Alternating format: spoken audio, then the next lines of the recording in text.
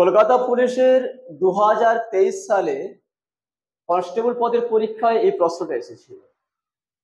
প্রশ্নটা খুব ভালো প্রশ্ন। প্রশ্নটা কি বলেছে, এ ও বি এর আগের বছরের আয়ের অনুপাত ছিল 3:4, তাদের আয় এবছর 2:3 ও 4:5 অনুপাতে বৃদ্ধি পেয়েছে। তার মানে কি, এ এর আয় আগের আয়ের কত হয়েছে, 1.5 গুণ। বি এর আয় আগের আয়ের 5/4 গুণ হয়েছে। কোশ্চেনটা এখানে টুইস্ট আছে, আর কিছু নেই।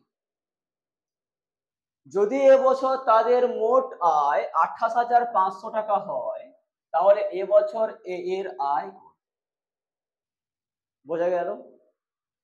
খুব ভালো প্রশ্ন। কিভাবে হবে? আমি মনে করি আগে এ এর আয় ছিল 3x টাকা, বি এর আয় ছিল 4x টাকা। আমি মনে করি আগে এ এর আয় ছিল 3x টাকা আর বি এর আয় ছিল 4x টাকা। এবছর কি হয়েছে, এ এর আয় 2:3 অনুপাতে বৃদ্ধি পেয়েছে। তাহলে এবছর এ এর আয় কত?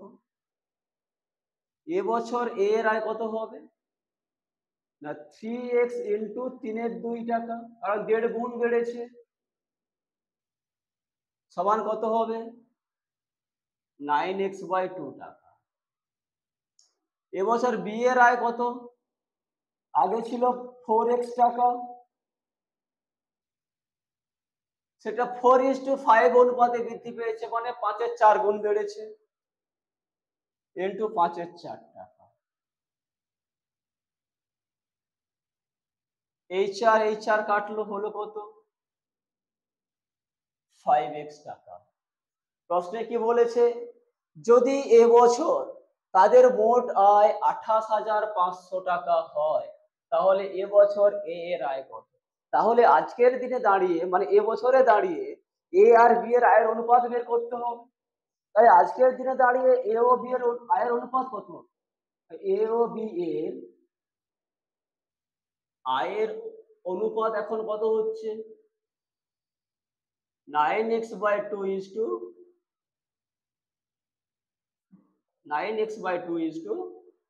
5x সমান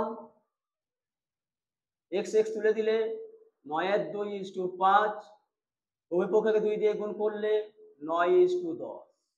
তাহলে আজকের দিনে দাঁড়িয়ে এ ও বি এর আয়ের অনুপাত হচ্ছে 9:10। মোট আয় কত বলেছে এবছর, 28,500 টাকা। তাহলে এবছর এ এর আয় কত? তাহলে এ এর আয় বের করতে গেলে কি করতে হবে, মোট টাকাকে এ এর আনুপাতিক ভাগহার দিয়ে গুণ করতে হবে। তাহলে এবছর এ এর আয় কত হবে, তাহলে এবছর এ এর আয় হবে, মোট টাকা কত, 28,500। এবছর এ আর বি এর আয়ের অনুপাত কত ছিল, বের করলাম একটু আগে, 9:10। তাহলে এ এর আয় কত হবে, মোট টাকা গুণিতক এ এর আনুপাতিক ভাগহার 9/10। 9/10, 9 + 10 = 19।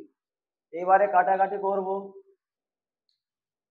19 একে 19, থাকলো কত, 9, 95, 19 5 95, 00 হলো কত, 1500 ইন্টু 9 টাকা। 0 0 9 5 45 5, হাতের 4, 9 একে 9, 9 4 13 হলো কত, 13,500 টাকা। তাহলে এবছর এর আয় কত পেলাম, 13,500। Option B, B for Bombay, option B correct answer.